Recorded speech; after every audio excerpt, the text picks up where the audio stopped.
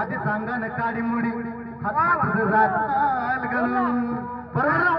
अगं आधी सांगा ना काडी मुडी हात पाय जाताल घालून उद्या बसायचं घट म्हणलं की तू रात्रीच भाकरीचं पीठ ठेवलंय म्हणून तुझं पातळ कसं आलं बघा ना वाट माया तू कुणाची तुम्ही दोघी जावा जावा बसल्या पाठवडी जाऊ मारला गमत बायको